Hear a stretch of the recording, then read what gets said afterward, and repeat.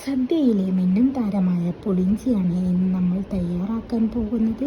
അപ്പോൾ ഒരു ചട്ടിയിൽ വെളിച്ചെണ്ണ ഒഴിച്ച് ചൂടാകുമ്പോൾ ഇതിലേക്ക് കടുക് ചേർത്ത് പൊട്ടിക്കാം. കടുകെല്ലാം ഒന്ന് പൊട്ടി വരുന്ന സമയത്ത് വറ്റൽമുളകും കറിവേപ്പിലയും ചേർത്ത് കൊടുക്കുക.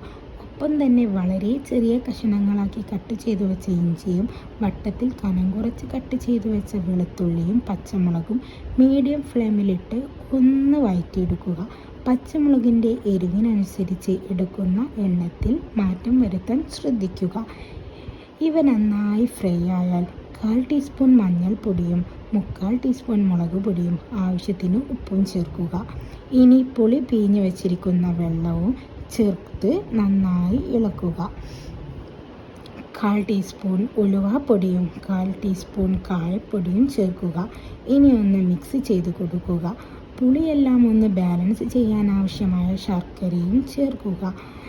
ഇവിടെ ഞാൻ 2 ചെറുനാരങ്ങ വലുപ്പത്തിലുള്ള പുളി വെള്ളത്തിൽ സോക്ക് ചെയ്തതിന് ശേഷം പിഴിഞ്ഞിരിക്കുന്ന വെള്ളമാണ് ചേർത്തിരിക്കുന്നത്.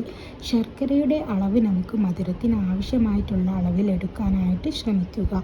ഇനി ഒന്ന് കുറുകി വന്നാൽ ഫ്ലെയിം ഓഫ് ചെയ്യാം. ഇത്രയേ ഉള്ളൂ, രുചികരമായ പുളിയിഞ്ചി റെഡി.